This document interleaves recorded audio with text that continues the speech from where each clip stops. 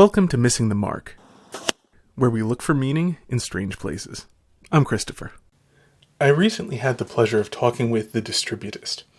I invited him to come and talk because he's become, he spent for a while becoming and something of an expert on the alt-right. And it's a topic, obviously I haven't talked about, but something I found kind of interesting, very off-putting any time I've had any interactions with much of anyone. Saw one video by Richard Spencer on a look at original sources principle, and was pretty creeped out by him. Anyhow, so I haven't had a lot of interaction, but you hear about them, especially for debates they've had and things like this. And so I was kind of curious, and especially on some of the more philosophical issues. And I don't really talk about politics here. But the philosophical sort of things came up, and, why would someone be attracted to this? What do they actually believe? That sort of thing. And so since the Distributist has spent a lot of time studying this and is a very smart guy who looks at things from a philosophical angle, I asked him to come on to talk about it and, sort of explain the history and thinking of it and so on from a Catholic perspective, since after all he is Catholic. And so I had this conversation with him, and I hope you find it as interesting as I did. Well, thank you for joining me, Dave. And today we're going to be talking about the alt-right. And you've done a lot of research on the subject, at least at the very least compared to me, though I think to some degree in relatively absolute terms as well. So my interest in it is, of course, much more in the sort of the philosophical side of things. But to begin with, in the alt-right, how would you describe its history? I mean, where does it, more proximally come from? So this is actually something I'm glad you brought me on to discuss this, because I do consider myself somebody who knows a lot about the history of reactionary thought. I probably do have as much knowledge of this as anybody who's not actually on the alt-right, and probably a lot more than a lot of people who actually are on the alt-right. I've had a long history of interest in fringe movements, and fringe movements on both the left and the right, but in particular fringe movements on the right. And so I've been kind of checking in on fringe right-wing movements since about 2004, 2003. So it's been a long time. And so so broadly, I guess, if I was to bring this into sort of a larger historical context, there were a number of philosophies, some of which I'm very sympathetic to, that were broadly very, very critical of the Enlightenment. And these philosophies sort of had one heyday in the early 19th century and then another one in the early 20th century. This has been termed by a lot of people reactionary thought. And it's distinguished itself by from what's been sort of classically considered conservative by its belief that history goes through historical cycles. And at some point, by being, if you're interested in preserving society in any way, you will have to essentially become a rebel and assist in destroying the current order and reestablishing a new one. This was very highly related to Spengler's idea of historical cycles, and it fed into other thinkers in the early 20th century, such as Julius Evola and other people like that. Pardon, was there a question? Yeah, it brings to mind, though, very much Chesterton mentioning that the how to put it, conservatism would be unanswerable if leaving something alone left it the same.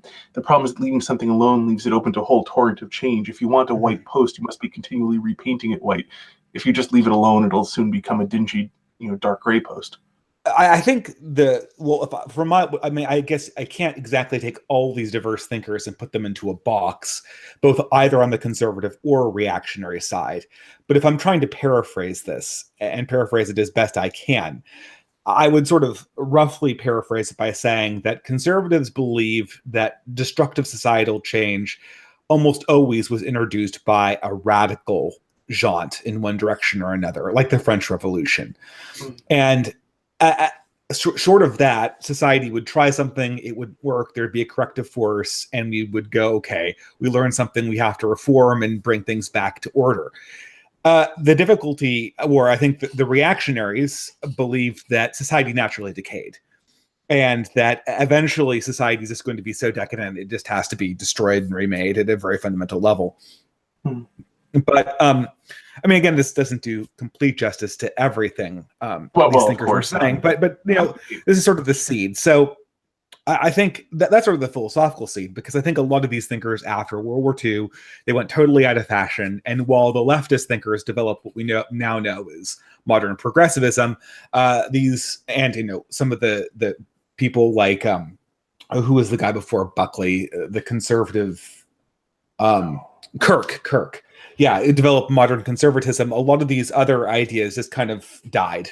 They died largely because society believed that, well, I mean, I won't mince words. A lot of the reactionary ideas were very tightly linked to elements inside, not really the Third Reich, more fascist Italy and fascist Spain, but nonetheless they were associated with those movements and sort of indicted that way.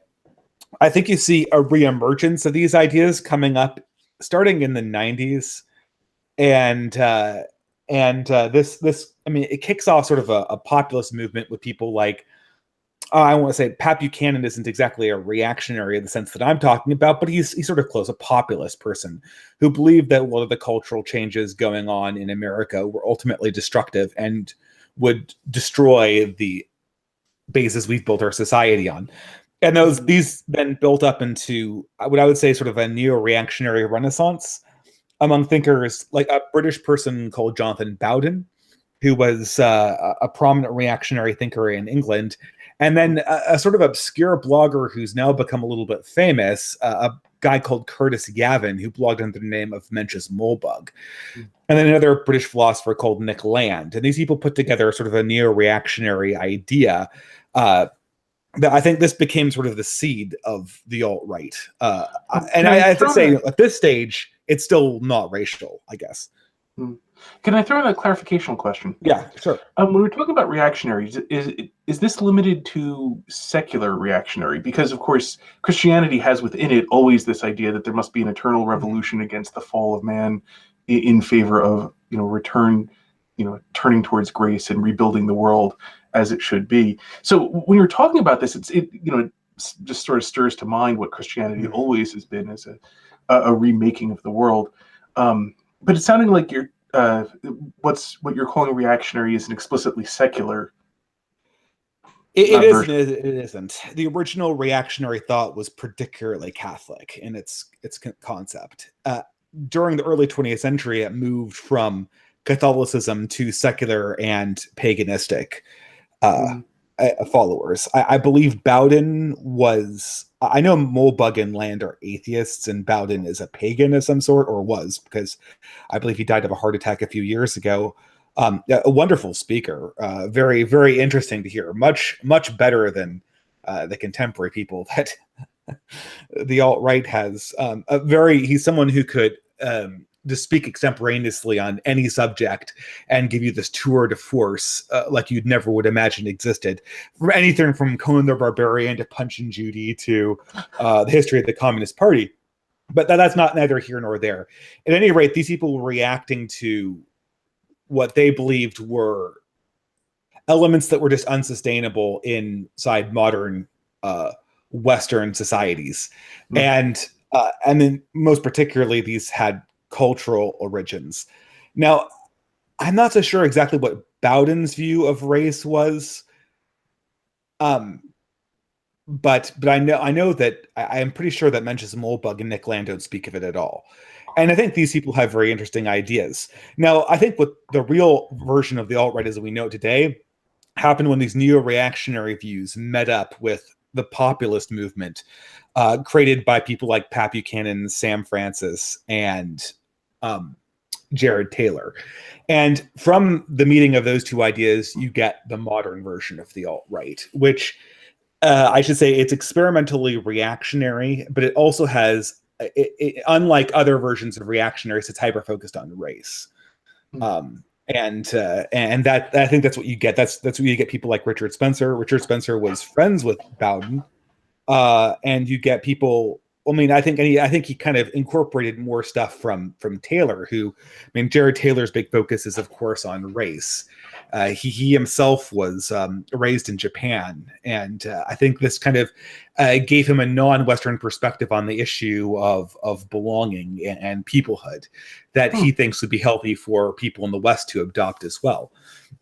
And this sort of creates the contemporary alt-right, of course, a very fractious group of people. It's part Christian. There's still the old Catholic reactionary elements there, and then there's sort of the newer secular neo-reactionaries, and of course, the secular reactionaries are mixed with a fair amount of pagans brought in from, well, I mean, paganism itself, neo-paganism was always there was sort of a hippy dippy communist version, and then there was the I hesitate to say older because when I say older, I mean like 1910 or something like that. But the older reactionary blood and soil type paganism that is fully in force on the alt right now. In fact, to my knowledge, the biggest alt right network, Radio 314 and Red Ice Radio, are run by a husband and wife couple who are both, do I say devout pagans? They're incredibly passionate about their worship of I blood mean, do and they fire regularly make? gods from German and Norse mythology. I think it's like Thor or whatever. Huh. I think that Lana is like a devotee of whatever that is. A Freya, the one that has the chariot driven by cats or whatever.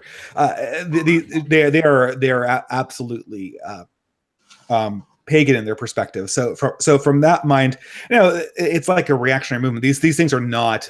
There's not a lot of agreement here because the alt right can't really determine who's its leader, who has a point, who's taking back seat. The only thing, what I should say, I should also add in one big thing.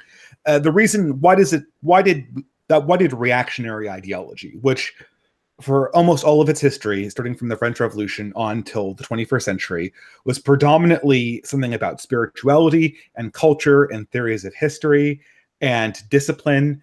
How did neo-reaction go from something focused on the spiritual to being something almost exclusively focused with race?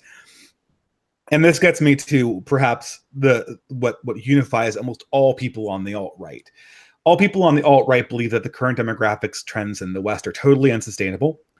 And moreover, they believe that they are totally unsustainable because they believe in what they term as race realism. Race realism is a biological theory that says there are large, sort of within the order of one standard deviation, magnitude differences between physical characteristics in races when it comes to physical performance, mental performance, and behavior within a society generally. And Mm. the alt-right, and this is probably the reason why they're so focused on race, the alt-right's convinced that if they can advance the consciousness of race realism inside the public mind, they'll be able to unsuit the powers that sort of suppress their ideas of how society should operate, even though, like I said, they have very sundry views on what that actually would look like. So I apologize, long rant over, but that's my understanding of the alt-right's history. No, actually, that's I really I appreciate the thoroughness of the answer. The So the bits of the alt right that I've seen, which I think I've managed in the go to primary sources thing. I watched something like 1.5 videos that Richard Spencer did. Mhm. Half of that video being that one where he was doing Heil Trump, and you could almost see him smirking for the camera. Um, I mean, I tend to take a very cynical view, and at least there, it seemed like he was basically had a great sense of publicity, knowing that there were tons of people who really desperately wanted a boogeyman to exist, and he was willing to be the boogeyman. Well, Um, that's the reason why Spencer is the current head of the alt-right, is because he is currently the best figurehead when it comes to self-promotion. Richard Spencer is a genius at self-promotion. He takes very much after Trump that way. mm, And he was able to realize this gap and set himself up as the quote unquote leader of, like I said, a very, very diverse set of movements. mm. And because of that, I think, I don't know if he's benefited from that. He's certainly become infamous. Yeah, well, one of the things when it comes to small groups, a very successful strategy can be to make yourself the most hated enemy of some larger group that itself has a lot of enemies, Mhm. because then your home turf becomes the battleground, and so all the people who want to fight your enemy will be attracted to come fight sort of on your turf, and this way you can sort of swell your ranks at least somewhat, Mhm. because the people who just want to fight the enemy that you've picked, this is where they're fighting, so this is the place to come fight them, and you kind of get it. I mean, ISIS used um, a very similar sort of strategy. If you want to fight the West, well, here's where you do it, and they were able to Mhm. recruit off of that. So it can be a very successful strategy, not long-term sustainable, but for very small groups, you can significantly improve your standing by picking your enemies carefully. If they have a lot of enemies, the but I've occasionally seen people in comment boxes, and so on, uh, saying some really curious things, and but sort of an impression I've gotten from a little bit that I've seen. I'm really curious what you think of it.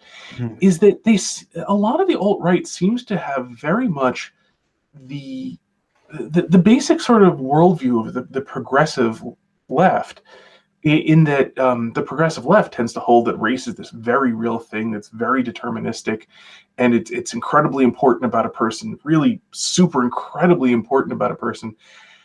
Only the difference between the two seems to be that the alt right is largely composed of people who don't think they're likely going to come out on top in the progressive world, and so Mhm. they have a very different strategy. Whereas the progressive left seems to believe that they're the elites who'll be put in charge of everything, and that by throwing other people under the bus, they'll sort of rise to power.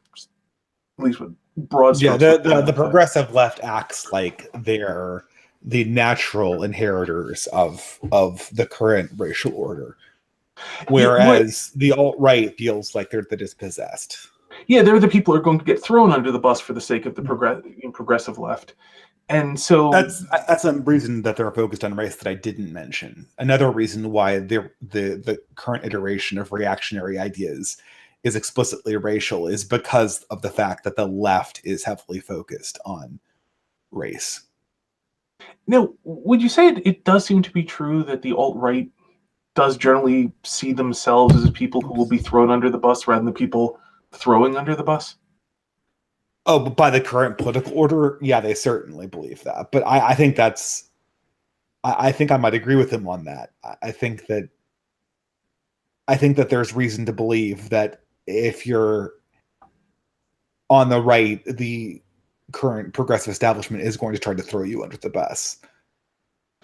Yeah, which is not. I don't mean to say that they're wrong about where they would come out within the social order. I mean, as a Catholic, I highly question the entire social order, um, Mhm. but I'm not saying that they're wrong about where they'd come out. But it makes a lot of sense that if sort of using, that's by no means a perfect metaphor, like the old Soviet system, where you had, most people are ground under the heel of the party, but some people are fortunate enough to be in the party, and as such lived much more comfortable lives. They had the much better apartments. They had the actual access to things, rather than Mhm. having to just tell each other jokes about how the plumber's going to come in 2.5 years. Um, Mhm. which is a joke. A Russian friend of mine, actually, I had mentioned I heard this joke. He said, "Yeah, I heard that in the original Russian." It's a joke about the car is going to be delivered, on some very particular date, like 2 years in the future, and the person said, "Wait, is that the morning or the afternoon?" They said, "The morning." "Wait, can you make that delivery in the afternoon? The plumber's coming in the morning." Um, and this was apparently a joke actually told in the Soviet Union. The but that was the reality for most people. But if you were in the party, if you were official in the party, then the plumber actually came that day or that week, depending on how high Mhm. you were. And so it seems like, using that as the metaphor, that the progressive left views themselves as they'll be the members of the party, and the alt right sees themselves as they'll be the proletariat who's got to wait years for the plumber to come. And that, Yeah. as such, given that distinction, the people who are going to be in the party think this is great. This will be a nice way of organizing society, because I'll be in the party and things will be good for me. Whereas the alt right sees this and thinks roughly, I don't want that future. So let's, since they see, uh, since they see this division, the throwing of them under the bus, largely as the you know the apparatchik wannabes, I think, um, throwing them under the bus along racial lines, that they figure if we just separate the races out entirely, then the issue of racial grievances and things like quotas and um, the various other things where they see themselves as being on the short end of every stick, there just won't be those sticks to be on the short end of. Yeah, I mean that's roughly the case. I mean, I think if you just look at alt-right media or even alt-light media for that matter, you'll see that I mean, Zimbabwe and South Africa make very frequent appearances. Mm. Um, People on the alt-right see essentially Zimbabwe and South Africa is simply more advanced stages of where the West is ultimately headed on its current trajectory. Hmm. I mean, and there's, I mean, you don't need to look far to get horror stories in South Africa. No. You have like presidents singing about how they want to murder the Boers, and I mean, and there's plenty of murdering Yeah. of Boers going on that Yeah. is No. No. obviously There's. racially motivated, right? Like Oh it's yeah. obviously racially motivated, and it's obvious that the government doesn't think it's a priority to stop it.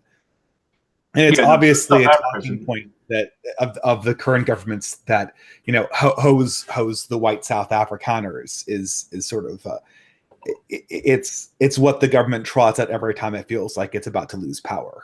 Mm. That's not a comfortable place to be in if you're a demographic that does not have a political majority. Yeah. I mean, you better hope there's a place you can flee to at that stage. Yeah. Yeah. No. As some manage to. No. I mean, what's going on in South Africa, from what I've read, is I mean, it's But this creates sort of widespread the murder. critique, doesn't it? Right? Because I mean, I'm old enough to remember what people were talking about in 1994. Hmm. People were saying how whites and blacks would be integrated into a multiracial state. That just hasn't happened. In South Africa, you mean? Yeah. Yeah. Yeah. No. That the glorious future. Because 1994, that's right around the time Nelson Mandela was freed, right? Well, yeah, that's The end why. of apartheid and yeah. No, yes. So far, that certainly um, hasn't manifested. Although the um, how much would you say that examples like South Africa or Zimbabwe, where something similar happened, although it was there as much killing in Zimbabwe, or were the Oh people yeah, more there were able to? plenty. I mean, there weren't really as many white people in Zimbabwe. I mean, unlike I mean, I don't know how much aware of the histories of the two countries you are, but well, I mean, there's this narrative about how the white man came in and put himself on charge of all the good land, and in Zimbabwe, that's closer to being true, right? It's not exactly true, but it's closer to being true, in the sense that the whites that were there were people that were explicitly brought in as part of a colonialist project, and they were brought into a country that already had a not insignificant African population, and uh, and they took up land there, and so it was a much smaller population, as you might imagine. They were just pushed out. There was plenty of rapes and murders in that process of being pushed out. Mm, Some that were incredibly horrific.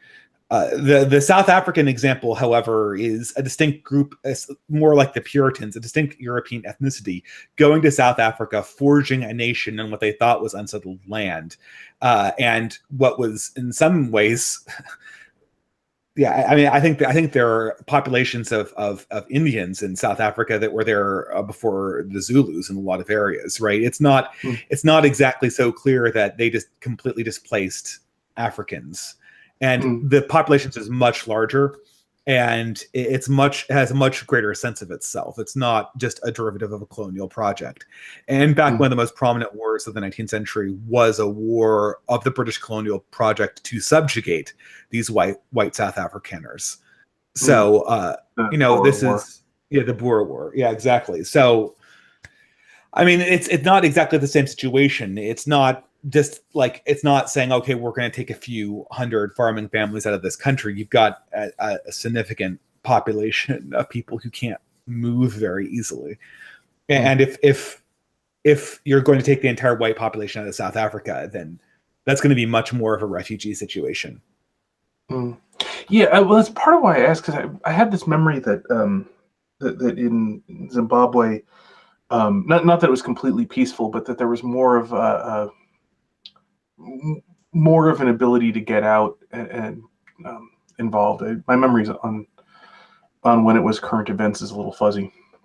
But anyway, do you think that I mean, how much do these particular examples of very different countries than the one we're in, um, uh, America, Mm-hmm. we're both of us being Americans, but these are very very different countries. How much are these? Would you say actual motivating examples versus um, illustrations? Almost to the point of um, being cultural, not foundation myths, but cultural myths, but using Mm-hmm. myth in the more technical sense, where myth doesn't have to be false.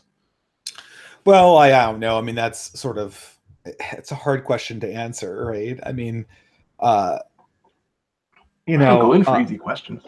what? I don't go in for Uh, easy questions. yeah. I mean, I don't know. I guess the ultimate counterexample is South America, where if you want to get technical about it, the white population is much more of a minority relative to a lot of native populations, and there aren't the kind of racial tensions you see in the African context. Um, but that South Africa and Zimbabwe aren't their only horror stories. They've got plenty of others, and the modern world has furnished them with a lot of horror stories. Now, you know, so I guess the question is just, well, I mean, it's always an open question. I mean, how much is Europe going to be like the United States with its demographic change? It looks like it's going in for a much different change than the United States. But regardless of whether Europe is getting a face that looks like the United States, or getting a face that looks like South Africa, or getting a face that looks like a new demographic face that looks like Brazil, what is obvious, though, is that the promise of a multicultural society that works seamlessly is just not materializing to the degree that the politicians were promising it. And I think that's what's largely leading to the situation. Mm. And which is interesting because multicultural and multi-ethnic, or I mean, I'm not even very fond of the term race because it's not a deeply meaningful term in many regards. Mhm. But I mean, It is a little bit vague. I agree. it yeah, it can be extremely vague. I mean, depending on how it's used too, and so on. But anyway, just whatever, multi-phenotypical society. Mhm. I remember hearing you use the term phenotype a few times in Yeah, video I've viewers. used phenotype, and I said that I had a Jewish phenotype, but then someone corrected me and said I had a Jewish genotype, not a Jewish phenotype, because in order to have a Jewish phenotype, I would actually have to look Jewish, but I do look Jewish, so I guess I do have a Jewish phenotype. I don't know. Well, This what is the is? whole.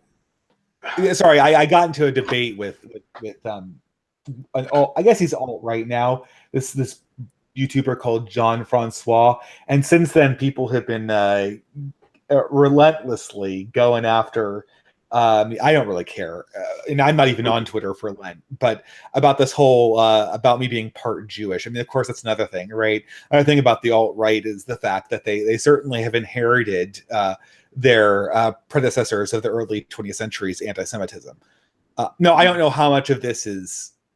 Initially when you saw Sam Francis and Jared Taylor, there was a feeling that perhaps this reactionary movement would be not anti-Semitic, because Jared Taylor was very notably not anti. Well, I don't know, maybe someone would call him anti-Semitic, but he doesn't really um, make a distinction in that way. And but I think it is definitely tapping into the older fascist roots of people who are just obsessed with these Jewish conspiracy theories.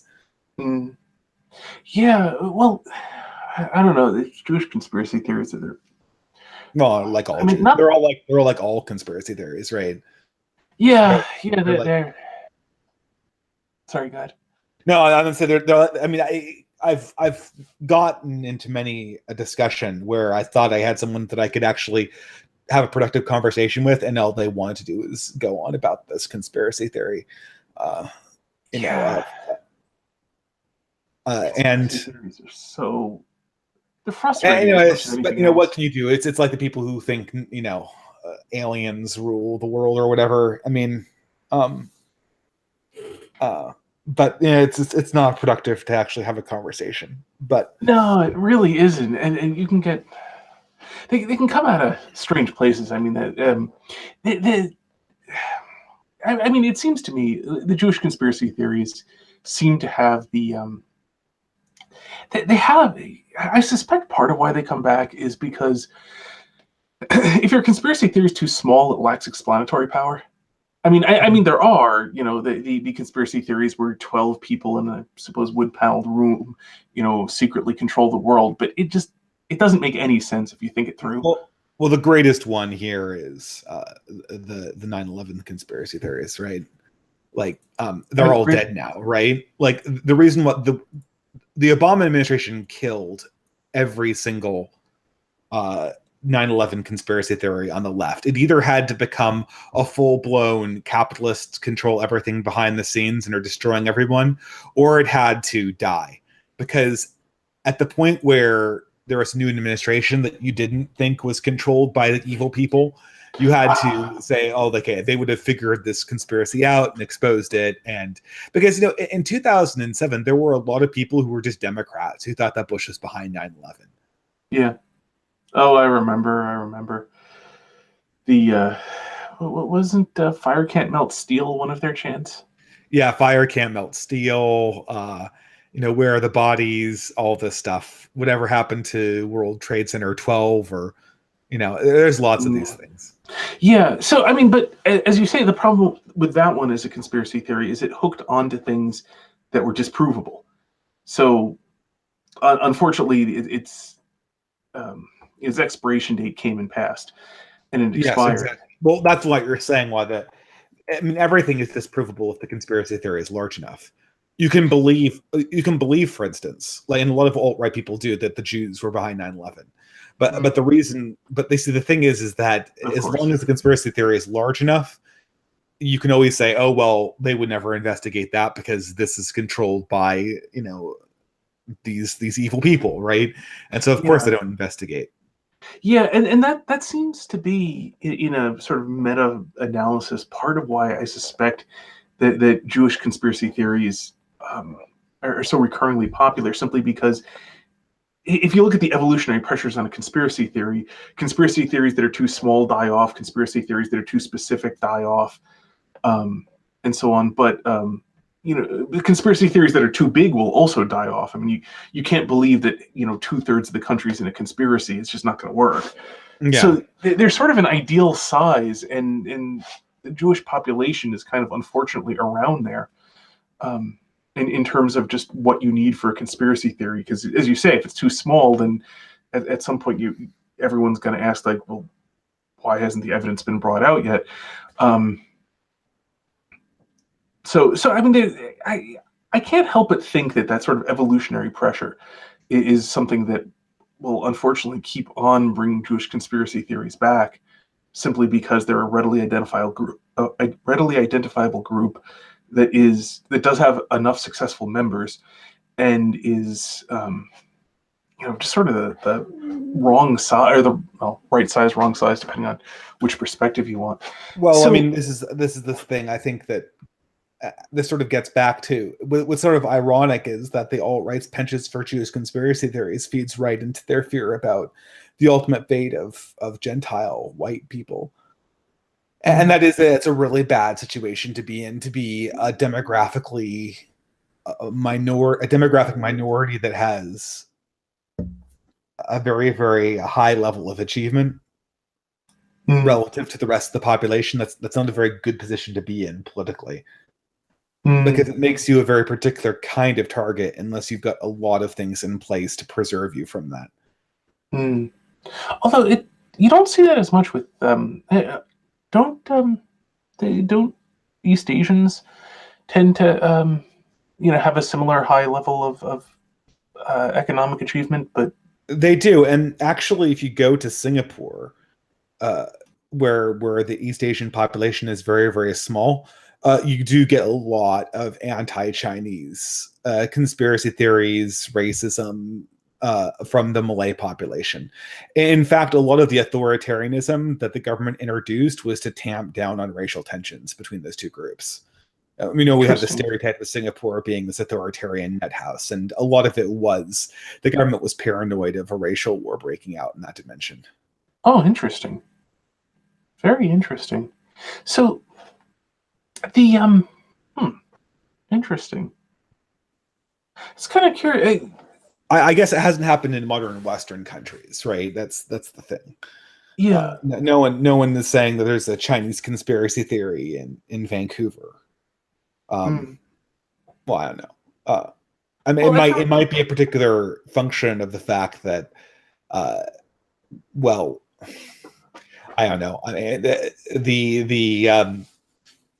well, I know there's particular situations that pertain to the Jewish conspiracies that make them more salient, even in environments where they're not the largest overachieving minority. mm. Yeah. I mean, I can remember the occasional thing about stories about Japanese companies are buying up everything and so on, but it never went anywhere. Mhm. Um, I can That was remember like a that. scare back in the '90s, right? Yeah, I think so. Yeah, that sounds about the right time when supposedly Japanese companies were buying up enormous amounts of land and so on. Um, the Chinese stuff I think these days tends to be more about just the idea of things being made in China. Um, which a lot of things are. Though, if you, I remember a few months ago, I looked up the trade deficit, trade with China, and the total amount of trade with China, and not even including the fact that there's a trade deficit, but it's, I don't know, 25-30% deficit in of the total trade going back and forth. Mm-hmm. And that is to say, it's something like we ship them $300 billion worth of stuff, and they ship us $500 billion worth of stuff. Yeah, that's not a very relevant number. And I don't actually, unlike the '90s, I don't think that the trade deficit really plays a large factor into the alt-right grievances. I think they're largely demographic.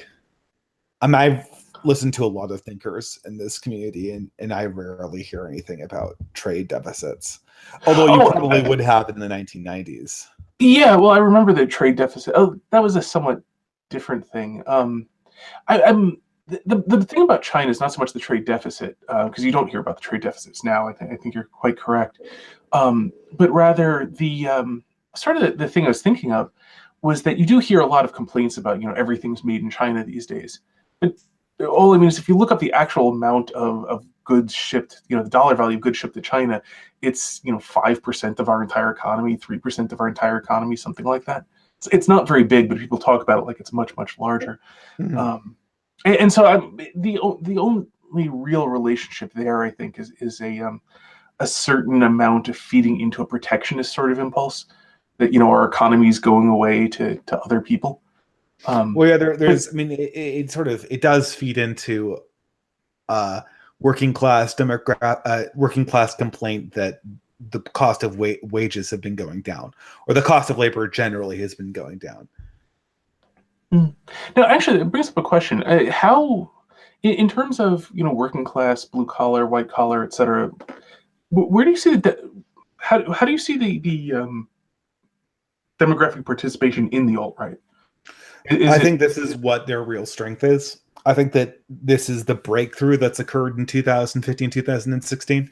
The breakthrough the alt right was able to achieve was a significant amount of intellectual professional class members of hmm, an explicitly racialist movement. And I think interesting? that I don't know if this is something that you certainly would not have seen in the brief resurgence during the '90s. The Hmm, resurgence during the '90s of nationalist movements was almost entirely working class. This one has this one is actually, well, I mean, I guess there's sort of two sides to it. But the side that I'm most aware of is driven by the intellectual class, and is driven mostly by disaffected people who come out of college, or I'd say disaffected progressives that interact with extremely radical institutions inside the academy and the corporate America and the government that have sort of been inundated by this. Well, again, I guess you could say it's the progressive radicalism on race. Mm. Progressives will never believe me when I say that their own radicalism has been driving this stuff, but it absolutely has. Yeah, there's an analogy, right, to the dwarves in the mines of Moria. they dug too deep, right? Yeah, I mean, and I think reactionary. I mean, according to reactionary theory, a kind of nationalist resurgence is absolutely what we should expect to see if indeed we're going through some kind of cycle. Mm. Well, to take a concrete example of the phenomenon, the progressive racial ideology, one thing you see out of a lot of progressives is the idea that everybody's a racist. Everyone's racist. Sometimes it's all white people are racist. Sometimes it's everyone's racist. And especially if you're colorblind, you're racist, right? Right. Yes. If you're not a racist, you're a double racist. Sometimes it's everyone's a racist, except racism is I don't know. They have outs. They have outs for this, though. They have outs. Their outs typically go along the lines of everything is racist, but not everyone is a racist, right? It's kind of this ridiculous thing where the thing can be abstract. So everything you do is racist and has racist components to it, but you yourself aren't racist necessarily. They've reserved that for people who are more explicitly racist. On occasion, every now and again, they'll call Mitt Romney racist or whatever, right? Right. But so if you take that sort of thing, and especially if you take it sort of at face value without the outs and the carefully laid in footnotes, if a person actually believes that everyone's racist, there are some pretty obvious practical conclusions to this with regard to races being together. That the progressives never seem to draw, but in a sense, it seems like, and this is sort of getting back to what I said about earlier, my question about the alt-right being progressives who think they're coming out in a different place in the hierarchy. If you actually believe that basically everybody is racist, or at least that everybody acts in racist ways, even if they don't have the moral taint of racism attached to them, well, it does lead to the fairly obvious conclusion that maybe the races should have some pretty high walls in between them, and good fences make good neighbors. Because if everyone's racist, why would you put all these people who inherently act as if they hate each other, even if they don't, double dagger, they don't technically hate each other? Why would you put them together if they can't get away from this, deep, intensive loathing? Yeah. So, you've kind of hit on another one of the alt-right strengths, and that is that sort of the progressive left has contorted itself in a particular way that makes many of the alt-right's objections almost unanswerable. If you were to actually sit down with somebody, I really dislike Richard Spencer. I think he's an opportunist. I think he's a showman, and I think he's an anti-intellectual. Well, I will swear he's an anti-intellectual douchebag. I said that to many people.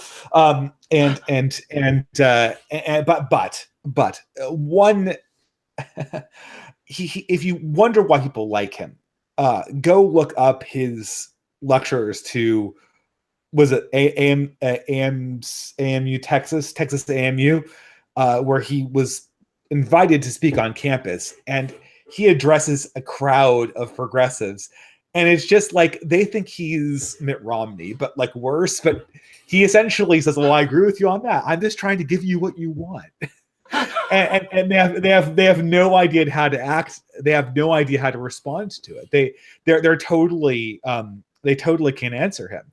and he's everything that they've been worried about in terms of white supremacy. But the actual devil appeared at the seminary of progressivism, and they had nothing that they could say against him.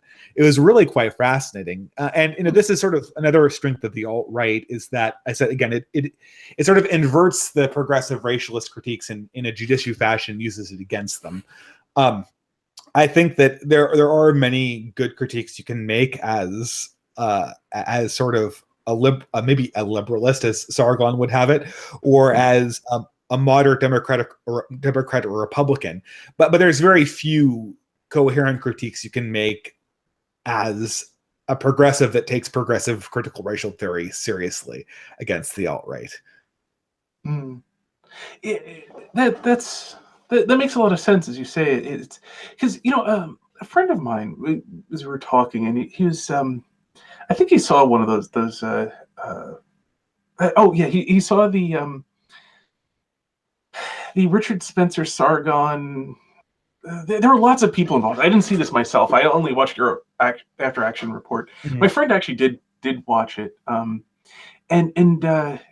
that thing where apparently various things came up, and somebody, it was either Richard Spencer or one of his plus ones or something, was talking about the idea of spiritual whiteness, that it's not just enough to have white skin, you have to be spiritually white too.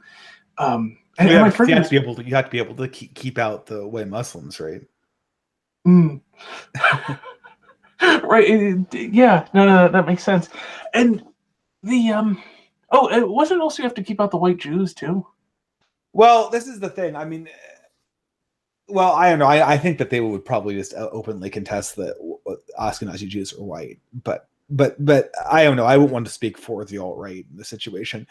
What I will say though is that even people who I think are more or less respectable, like Taylor, I disagree with him, but he's not like a con man like Spencer is, and even he has been lured into this whole spiritual whiteness shtick that is utterly ridiculous. I personally don't know what to say to it. It's so stupid. But anyway, actually, I have an idea for its origin, because my friend was saying the same thing. Like, this makes no. It's an utterly bizarre concept.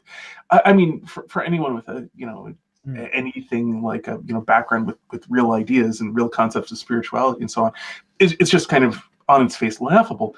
But I had a theory for where it comes from. I'm curious if I could run this by you, and it's related to what we've been talking about before. That it seems like the alt-right largely draws its philosophical foundation from the progressive left, and the progressive left has essentially roughly speaking, how like the kind of standard, almost cant of the cishet Christian male. Yeah. I think there are a few more that got added on. Yeah, it's just like the panoply. You're at the top of the hierarchy, and therefore, at the bottom. Yeah. Yeah. When we flip things over, now you'll be at the bottom. So in some sense, it's just they thinking of themselves as the target. That's the group they're actually concerned with protecting, which is to say, they believe that they are being targeted as a group, but it's not they who are defining it; it's their enemies who are defining it. That is to say, it's the progressive left who's defining this group of the cishet Christian male, and as the now the top should be the bottom, and that as such, because it is that's sort of the definition, that's where they draw this idea from. And since you can get out of being at the top, come the bottom, by any number of other things, such as being a Muslim or what have you, that the alt-right to some degree is forced into claiming, they use the term white because that's a term they can use, but they're really referring to that group that's entirely identified by the progressive left, but they can't really come out and admit we're only talking about the people that they hate as our positive identity. Mm-hmm. So does that seem like it might? I mean, does that seem reasonable that they're actually defining whiteness in terms of they're actually just using the definition? The group in question is being defined by the progressive left. They're using that definition, Yeah, but it's bad politics to explicitly say that. The progressive got the definition from the fact that it was more or less how countries like the United States and Brazil had set up its immigration policy in the early 20th centuries or in the late 19th centuries to essentially bias towards the immigration policy that would allow quote unquote white people. So I'm not so sure the definition is progressive in nature, but the fact that they've chosen this as the focal point definitely has to do with the fact that it's the focal point of progressive politics. And I mean, I think they see race realism as being the thing that will bring down the progressive giant, which I don't think it will. Even if it is true, it won't. Yeah, I not that I know much about it, but the only things I've ever heard about race realism from the people who are talking about race realism that show up to me on Twitter and so on don't sound like people convince much of anyone of anything. But that said, and I don't mean to generalize to all the alt-right from that, but that's just been my experiences. People make some of this sort of strange claims that really are things that they've been convinced of within an in-group that simply make no sense out of context. Yeah, I mean, you have to obviously disaggregate this between what the randos on, polls say and what someone like JF might say who actually has a background in biology. I've made very careful not to say anything about this because I'm just not qualified to answer anything about genetics. I have no background in it whatsoever. So I've essentially said nothing about this, and I'm going to keep it that way for my entire public career because I don't think that really, unless an expert comes in and tells me that race realism is false and can demonstrate it, I don't think it's my place to make that case. I'm not qualified to. But there is what one might call a non-strawman version of this. That well, if true, would create some very discrete problems for how progressives imagine their society actually working out in the future. Yeah, well, I don't know that progressives go as far as actually imagining how their society will work out. Mm-hmm. In my, not that I've met every progressive, but progressives don't seem to be real big on like taking their own ideas very seriously into the future. In the sense of like actually asking, like, assuming that what I'm saying is actually true, how will this actually work out more than 30 seconds into the future? I studied the alt-right. Essentially, I've actually, I come from a progressive community, so I haven't needed to actually go out of my way to study the progressive movement. But I've similarly been trying to understand how they view the world.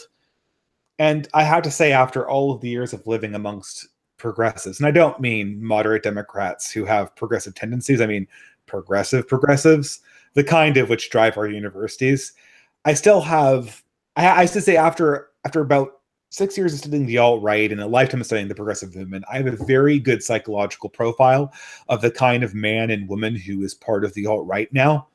And I have and the psychology that motivates them, and I have a very poor understanding of the psychology that motivates people on the progressive side. Yeah, it's not a thing. I've general trend in when I look at things is I always find it curious how much people have thought out their own ideas. Mm-hmm. Like because I've encountered, especially one thing I've like really encountered is anyone who ever is into a conspiracy theory has never thought it out even a little bit. In my experience, they love to argue it. They have thought out the arguments for it intensely, but they haven't redrawn the world where it's true. Right, exactly. Where like. It's the same thing with moral relativism too, right? I mean, like moral relativism, it's the ultimate. It's really strong on the debate floor, right? I mean, like what if we just categorized moral statements as being preferential statements, right? Like, boom, we're done, right? We don't need to have any conversation about metaphysics. We can safely sweep everything into the materialistic category. but then they don't understand that, like, no, I haven't met a single relativist that's redrawn the world in light of that modified assumption. And that's the same thing with conspiracy theorists, right? Yeah, exactly. That's a really good way to put it. Like, is the lunch lady in on the conspiracy? I mean, she must be at some level, right? I mean, Yeah. that's a ridiculous example, right? But like, Well, if you know what I mean, I mean like, the world is comprised of all of these small little moving pieces that operate independently of each other, and in order for this conspiracy to work as such, then the the lunch lady needs to be in on it, in the big conspiratorial meeting, right? But then what she goes and after internalizing the fact that she's working for the Jewish conspiracy, trying to bring down everything good, beautiful, and just in the world. She goes home and puts her hairs in curls and watches like Full House or whatever. Like, it doesn't make any sense, right? Like, you can't yeah. even imagine a character like that, right? You can see how it cracks, right? Yeah, or there are secret messages here, in heavy code that are revealing something or other, and then you just ask the simple question, and they'll argue you till they're blue in the face over why these are definitely secret messages. But if you say, Mhm. okay, let's assume that they are, why is the person putting the secret messages out? Yeah. Nothing, just nothing. Mhm. And so it's a good example of what you said. They don't redraw the world in light of this. They never consider anything other than their simple argument, and that's what I've encountered a lot. I mean, Roger Scruton, yeah, Yeah, that's him.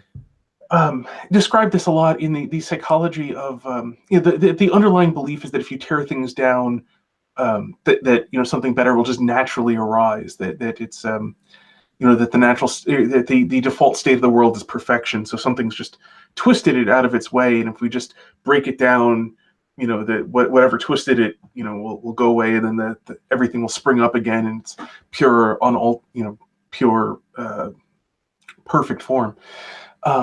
Which would, if he's correct in his characterization of this idea of progressivism, it would explain why they don't really think things through in terms of what the future will be like, because they don't even need to know what the future will be like. They just need this faith that it'll come out all right as long as you tear everything down first. Yeah, I mean, this is, well, I see. I'm so temperamentally disinclined to believe that it's hard for me to imagine that people believe that. Whereas with the alt right, with someone like Millennial Woes, for instance, I can very well see how he got to his positions, or Tara McCarthy, or um, Lauren Rose, or any of these people, right?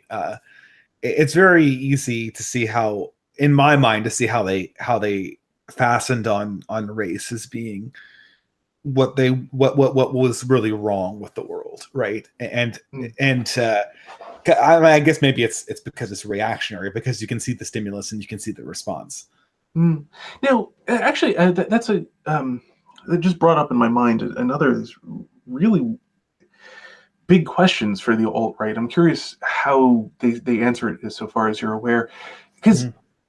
I mean, a cursory knowledge of history shows that white people are quite happy to fight with white people and slaughter white people and steal their stuff and burn their houses to the ground.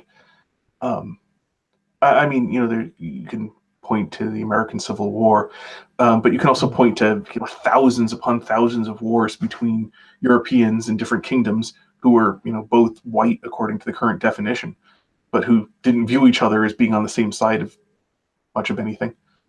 Well, I mean, if you talk to a more serious alt writer, and I'm presuming we're talking to someone like Millennial Woes, or JF, or I don't know, or Tara McCarthy, or Lauren Rose, and not somebody who's like Jewish conspiracy theory on pull. They would probably say that, well, the solution for the French and the English fighting is to put the French and English in their own state. And the solution for the Welsh and the English fighting is put the Welsh and English in their own state. They're at their heart localists.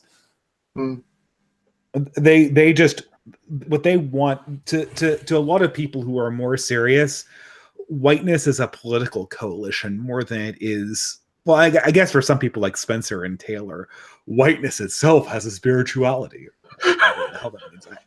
I'm trying to do my joke impression of if it's Jared Taylor, it should be whiteness has a spirituality. The Jared Taylor impression always, whenever there's a W word, you have to pronounce it hoa.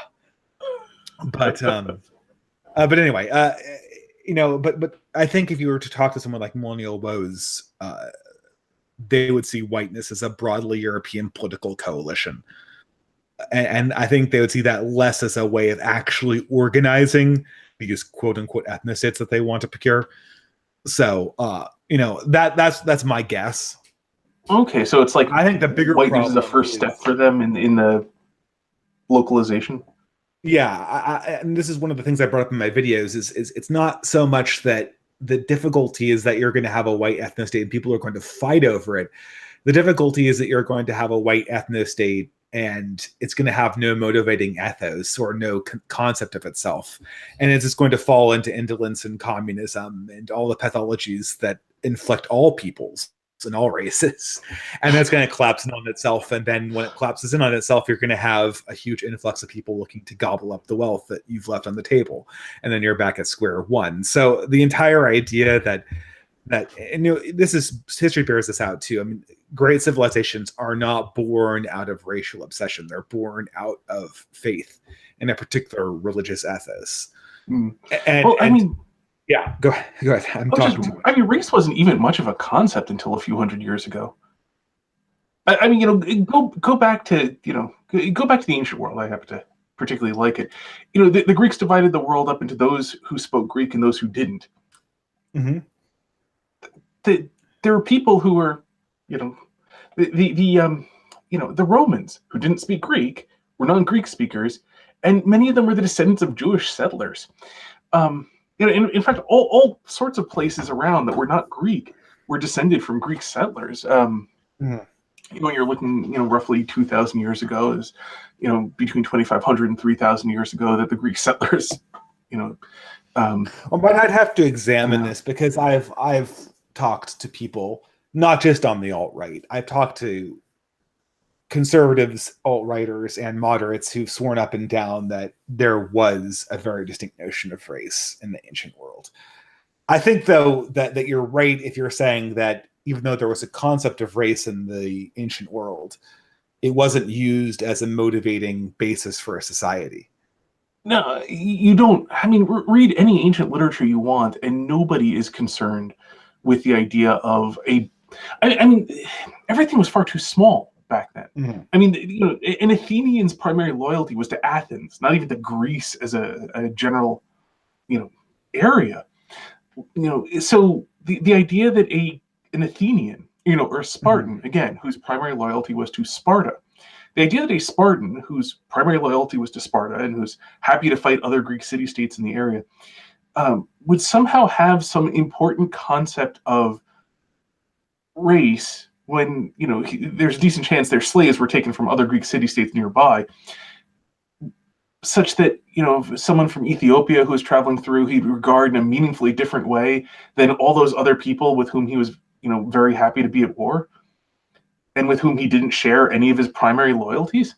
It's just the modern concept that there's this thing that cuts across many, many different warring kingdoms that unites you all in the face of some other people in other kingdoms who are also united. It wouldn't make any sense. I understand what you're saying, but I think you picked a rather impropitious example for what you're trying to say, because there were unified Greek alliances against the Persians. Oh, sure. I mean, they didn't always work out very well. Plenty of the city-states, not all the city-states were in them. But yeah, when you have one large empire coming in, it was particularly big. But the Persians weren't a different race. They were a different kingdom. This is where I don't know, actually. To me, it seems questionable. I think that the distinction between Greek and Persian, even though I totally agree that the Greek's favorite pastime, the primary loyalty of the Greek would be to the city, and the Greek's favorite pastime was kicking the shit out of, pardon me, I swear again, kicking the stuffing out of other rival city-states. I'm a little bit wary of saying, no, they couldn't tell the difference between a Greek and a Persian. Oh, I'm not saying they couldn't tell the difference between the Greek and the Persian, because the Persian. The thing is, the Persian was a unified thing. The Mhm. Persians all had their king, the Persian king. You can call him an emperor if you want to, but there'd be the king of Persia. So Persia was one unified thing that in the ancient terms. Mhm. What I'm saying is, try. You're going to look very long and hard to find an example in which you have a collection of different kings who are all one unified, who are all considered one unified thing, against another collection of kingdoms who are all one unified thing, even though they were each individual kingdoms. Because I mean, the Well, social yeah, organization of the big counterexample to that is Rome, who then who conquered pretty much everywhere, and you actually had kingdoms who were then unified by being Roman. But I mean, even that was really hard for the Romans to pull off. I mean, the unifiedness was really hard for the Romans to pull off. I mean, they basically ruled it under direct military order. I They mean, I'm did. sure. I mean, I guess what I don't know. I mean, it's hard to tell what the alt right's ultimately looking for, considering how young the movement is. I mean, its antecedents are older, but its incarnation as this racialized thing is still fairly young. I think they're looking for a way to push back in a big demographic way against what they see as orders, rival orders that are against uh, are against their interests. Hmm. I mean, Actually, this is the thing though. I mean, like it's very difficult, and maybe I can sort of illustrate why this question is not a meaningful way to go after the alt right, even if it is historically true, which I don't know if it's true or not. What you're saying strikes me as plausible, but I just don't have. It also I have some questions about it.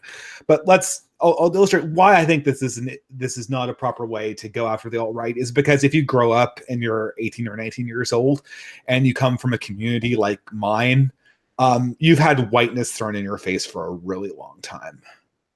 So whiteness has to be meaningful enough for people who are against it to come after you for it, right? hmm, yeah, So you can all live long day about how it doesn't exist. It exists enough for people who are against your interests to use it against you, and that's yeah, all people really need to be unified. I mean, for instance, was there a concept of blackness? I mean, I'm sure that wasn't manufactured.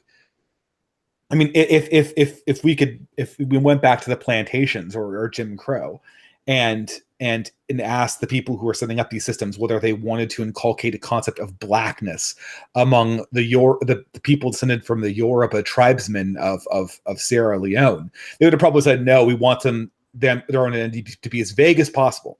But it didn't really matter because once your race is used in a social organization system, you can't go to that person and go, oh hey, I know that you were separated from your class, told that you were privileged, and then said that you had to not speak during this presentation.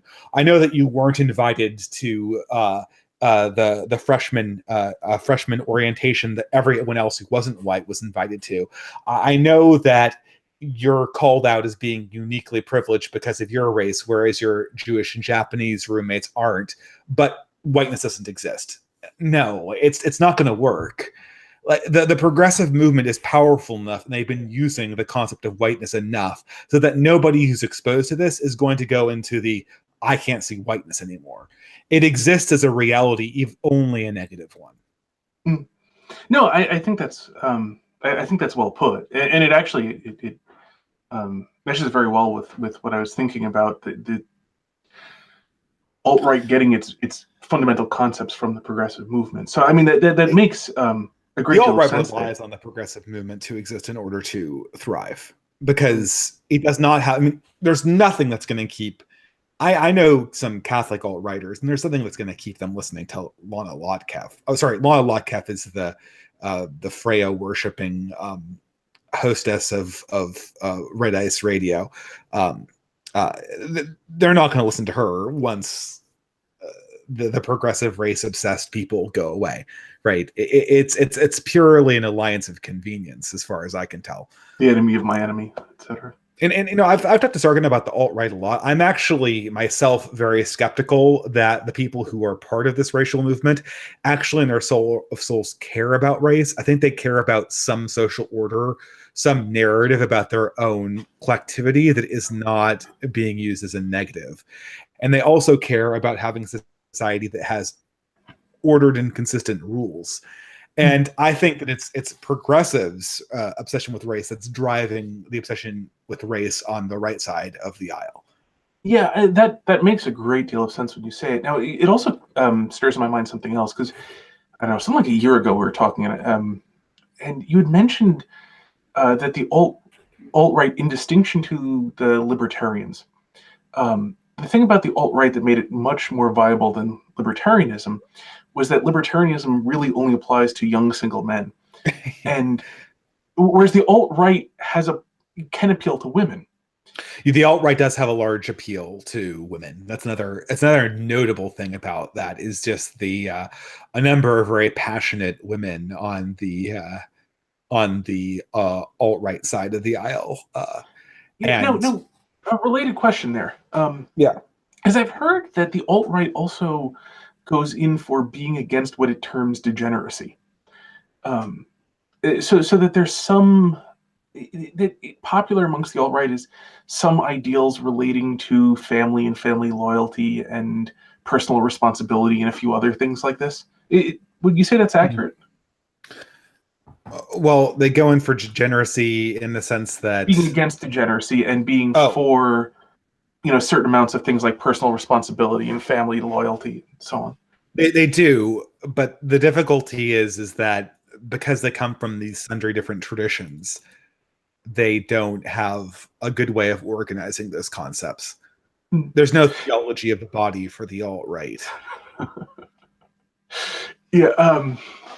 Yeah. Well, anyone who's not Catholic get that. I'm not Yeah, sure, but you know, maybe there could be like a theology of the white racial body, written by Pope Jared Taylor. for those listening, the theology of the body was written by Pope Saint John Paul II, and at a loss for words how to summarize it in just a sentence. Um, but it deals with the right ordering of the human body and its goods and its goods in relationship to the hierarchy of being is created by God. Anyway, so this really brings to mind a question though related to what you're saying a few moments ago and just sort of verifying that there are some ideals that the alt writers have about things like family responsibility and other things, even if they're incoherent. Um, is how much do you think that, given that they're incoherent, they can't really talk about them, they don't have the right language to talk about these things, but that um, they'll be, and without like just asking you to peer into souls, but Mhm. still, it seems possible that those things like family loyalty and personal responsibility and um, things of that, self control and things of that nature are very attractive to people because those are necessary for human beings to live well. Mhm. And those are things that, by and large, the progressive left tends to be against. Um, you know, so family, personal responsibility, things like that. The progressive left does tend to be against, and so it would make a lot of sense if many of the people who are attracted to the alt right are attracted to these concepts of some of the basic things necessary in society for society to actually function. Um, and they just happen to be, for various historical reasons, historical accidents, the alt right sort of focuses on race, but so that almost becomes a shorthand for the things that they actually really want, like a society that's organized around principles that human beings can actually live by. No, that's my theory of well, it's your theory now too, but I proposed that theory to Sargon when I talked to him a few months ago, and I think he's a little bit skeptical of it. But uh, Well, he's not so big on some of those things himself. no, no, I think well, I mean, you know, I mean, the Sargon people find themselves in an enviable position of having to defend the status quo against both progressives and people from the alt-right. And I think that his experiment into liberaltism, whatever it is called, he's due to his recent interactions with the alt-right, he's been convinced that he needs to have a new named ideology that he's calling liberaltism, I guess. And it's just basically just like a pared down libertarianism, like, but it's sort of manifestly insufficient, right, to firmly ground a society, even if it, Well, yeah. isn't it? Cause, I mean, because he's fairly, like, economically speaking, fairly left. So I assume that his liberalism would be fairly economically, fairly economically left and just socially libertarian. Well, no, I think that's not really. Sargon isn't trying to create a framework to determine who gets how much in terms of welfare. He wants to create a framework that encompasses both libertarians and, well, basically, he wants to essentially cut out the alt right and the radical progressives, and to create kind of a coherent concept of what we might call the center, with libertarians also sort of included in that, and perhaps people like Bernie Sanders, if Bernie Sanders was more free speech, right? That's I think that's his vision of liberalism. Wow. Yeah, I haven't. I haven't actually watched his No, I mean, it's doomed to descriptions of it. failure. It manifestly has more problems than the alt right, but I think it's going to be illustrative in how it fails, and I'm hoping for a good amount of creative destruction to come out of that project. I mean, it sounds almost kind of like jumping off is the history of our society being I'll trace it to the Enlightenment. I'm not sure where you want to trace it, but essentially jumping off a cliff and falling, and then this liberalism sounds like saying, like, okay, that's a good place. Let's stop here. Mm-hmm. Which is Yeah, inherently impossible to do since you have no support. If you've jumped off a cliff, you're going to see it through to the end. Even if you've got a parachute on hand, that's just going to slow down the descent. It's not. You need building materials. You need an actual framework in order to be able to keep yourself off the ground. And yeah, the whole concept of, because I mean the liberalism it came out of the Enlightenment um, is a really doomed project. I mean, yeah. just I'm from reading its Patrick Denon's "Why Liberalism Fails," and I'm hoping to discuss it with some other people on YouTube. Braving Ruin, who's kind of on the edge of being alt-right, is someone I hope to discuss it with as well. But here's the thing, Chris, if I can call you that, I'm missing the mark. yeah. No, Is I mean, that I always introduce myself as Christopher. I know. Everyone wants to call you Mark. I don't get it, but But no, whatever. no. Well, I sorry. But this is the funny thing is that this discussion about why liberalism fails is what essentially is creating the radicalism on the left and subsequently the radicalism on the right. Mm, And it is totally unaddressed in modern mainstream conservative publications mm, and contemporary mainstream situations like the New York Times in any way that's meaningful, mm. that actually would get at a problem in a way that you could try to begin to address it and try to introduce pressure relief. And as such, we're just sitting here going like, okay, we know these problems exist. You're just going to pretend like they don't. And the sort of game that the left has the right playing, like I call it the game of cooties, right? Like the left has the right playing this denounce the alt right. Like you're not alt right, but you have to prove to me that you're not alt right before I go into an interaction with you.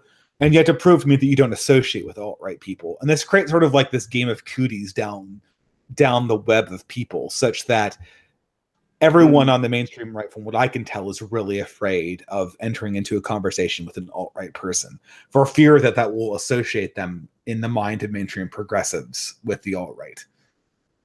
Mm. That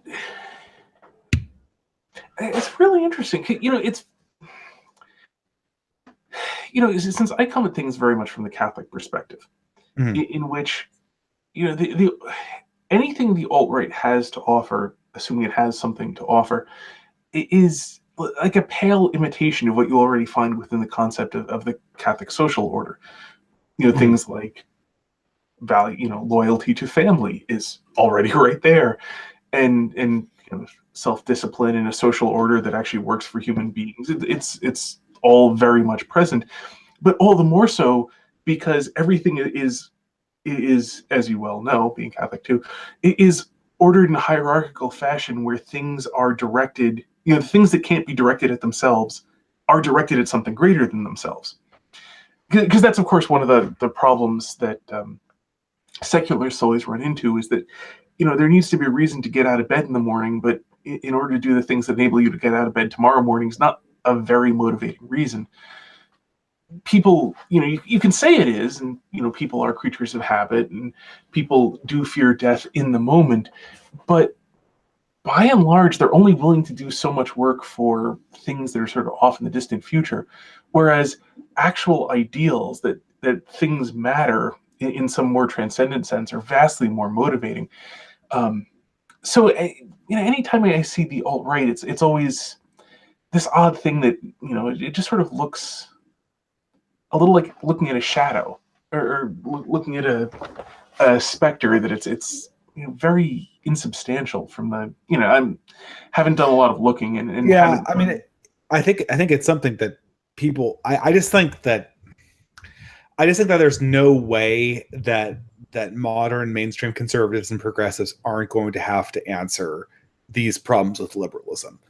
Now, they can not answer them when it comes to the alt right. I think that they can and should reject the racialist perspective of the alt right.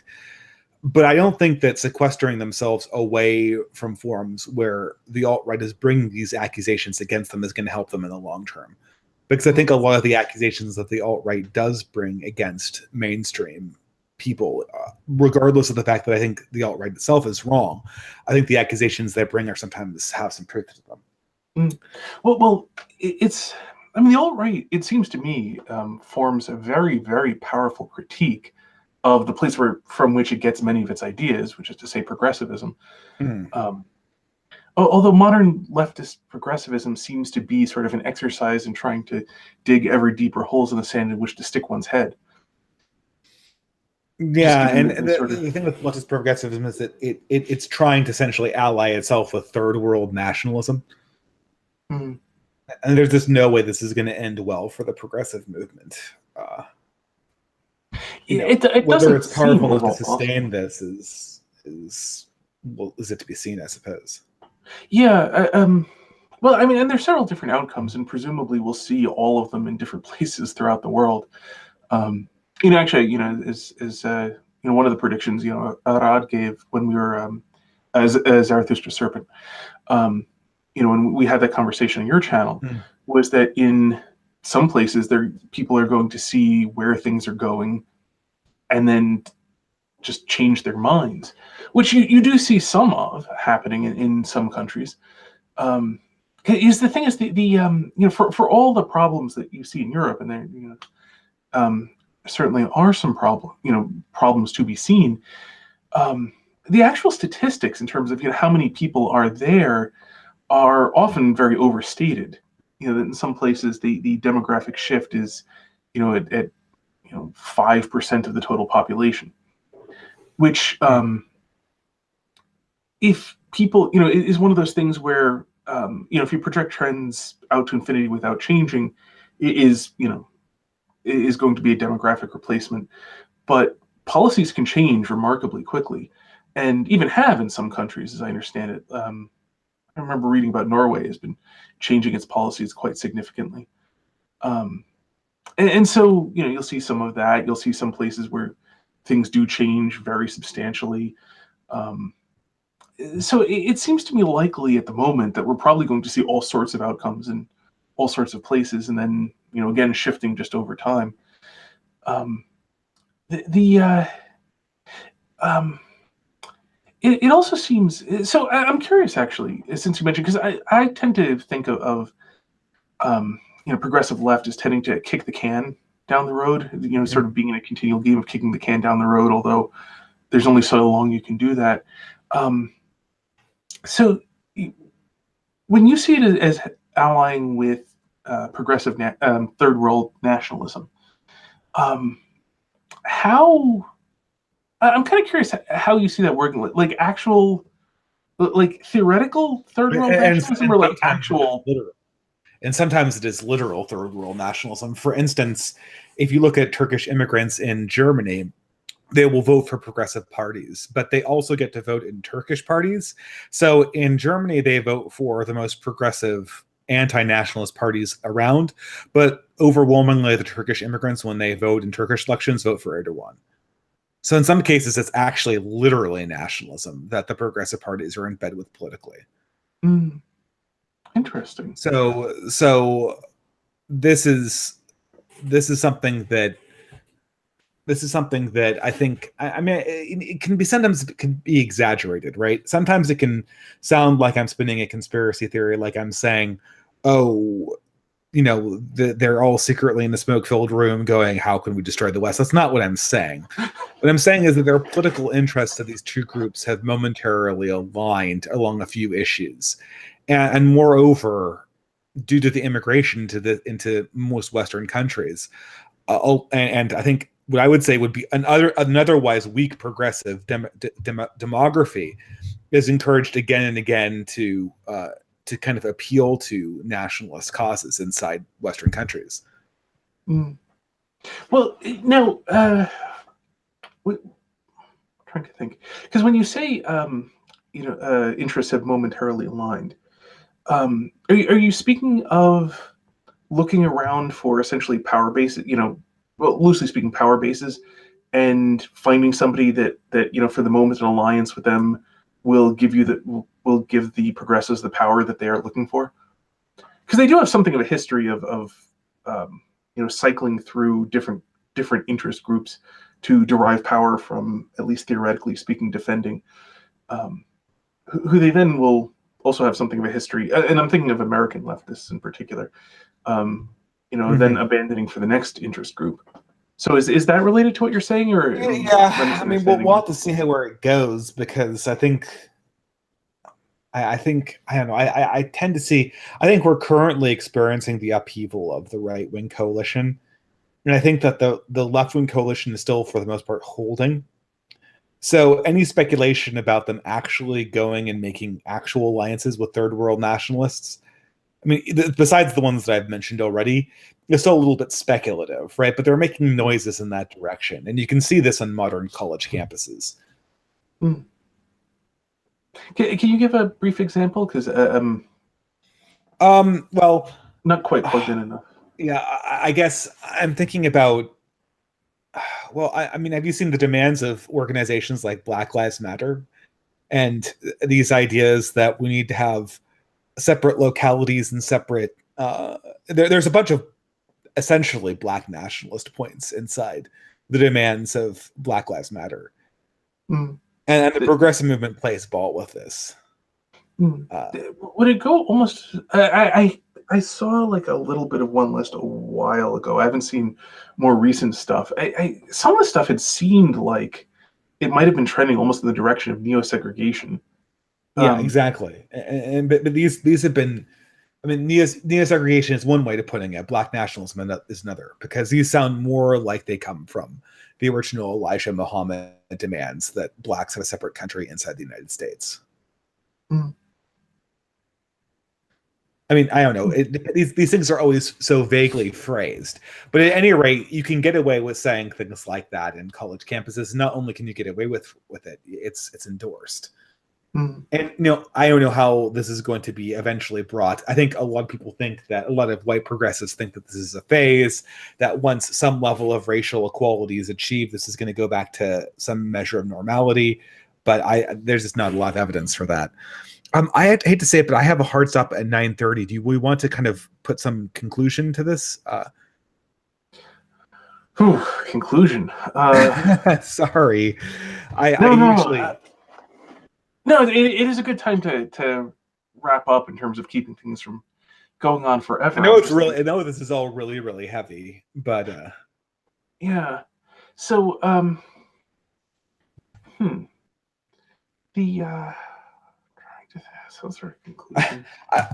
Do you want me to kind of overview what I think a way to kind of, I think, attack the alt-right is? I think. Well, actually, here's an interesting one because there it seems to me two very different ways of attacking the alt-right. One of them is from a Catholic stance.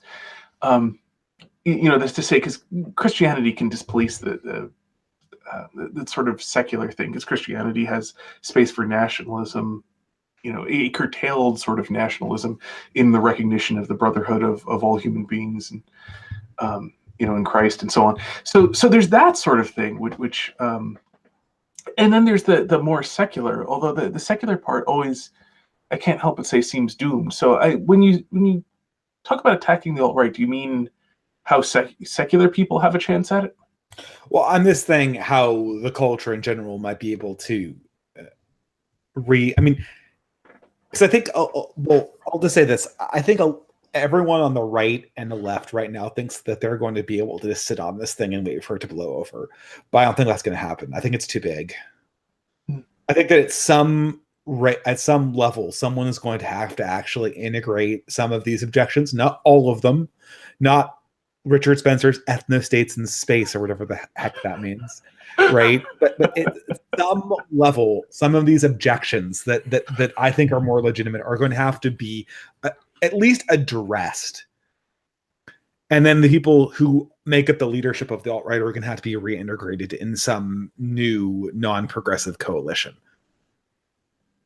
And I mean, that's looking a little bit difficult at the moment, because right now the progressive coalition is not in any kind of, it's not really even ready to sit down and discuss things. I mean, did you see the whole town hall last night? No. It was amazing. I mean, this is totally off topic, but it was scary. It was scary. Wow. It was like this angry mob of people just like yelling insults at this politician and representative of the NRA, like treating them as scapegoats for a school shooting that they had nothing to do with. I couldn't believe it, but this is what the progressive movement is right now. They're not interested in discussing anything. Or so the conservative movement has a difficulty because it can't really integrate these radical ideas or even address them. And it also can't really communicate with the progressives either. So the worst case scenario is that the Republican Party is going to be drained into a new alt-right party, and that modern conservatives like myself are just going to be the non-racialist alt-righters, which is horrifying. What I hope is that the intelligent alt-righters can be integrated into a new non-progressive coalition, and therefore become the radically localist branch of a new non-progressive coalition. Because I think that's what they are at the end of the day. I think that at the end of the day, what they really want, regardless of what they're reacting against, is they really want to have a locally loyalistic, ordered community.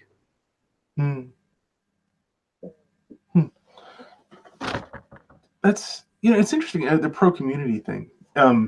Thinking about how to wrap this up, because it seems to me that the thing that would absolutely simply make the alt-right completely irrelevant is if there was some actual American national ideal that the people now described as conservatives could be in favor of.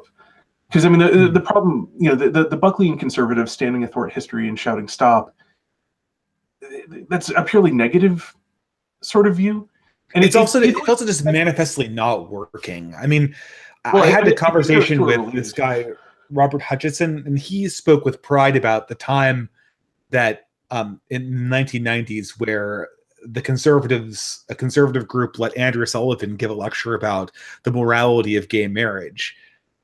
And he's like, and when would you ever see progressives do that? And I could tell he was holding his head up high, thinking how open-minded we are as conservatives. Most millennial conservatives and Generation Z conservatives, alt-right or not, just see people doing that and they're going, fools. You've invited your they don't see they don't see an intellectual giving his opponent the stand. They see the Trojans taking a Trojan horse into their gates and tearing it down. Mm. Yeah, so I suspect. I mean, of course, I always look to it as what we need is to, revitalize the, culture needs to be remade in Catholic terms. But in any event, since that still involves nations being, actual nations and communities being communities, um, would you say it's fair to say that what we need and what could be broadly agreed upon is the need to develop an actual national and local ideals? I mean, I think this is another thing too. If people can develop, this is probably what maybe we should end on this because I have to go. If people can develop functionally religious traditionalist communities that can operate independently to the chaos we're seeing around ourselves right now, and I think that light in the wilderness will eventually absorb all of these bad ideas into itself because that's what they really want at the end of the day. Hmm. Okay. Well, thank you very much. It's been a very interesting Oh, yeah. conversation. Sorry, I went on a little bit long there, but I unfortunately have a little bit too much to say and not enough time to say it. But thank you so much for having me on. If I can do anything to help clarify strategies against the alt-right or whatever, I'd be happy to come on and discuss it. All right. Thanks. All right, thanks a lot. Talk to you later. Bye. Well, I hope you enjoyed that conversation as much as I did and found as many interesting things in it. I certainly learned a bunch from Dave, and I hope you did too. So until next time, may you hit everything you aim at.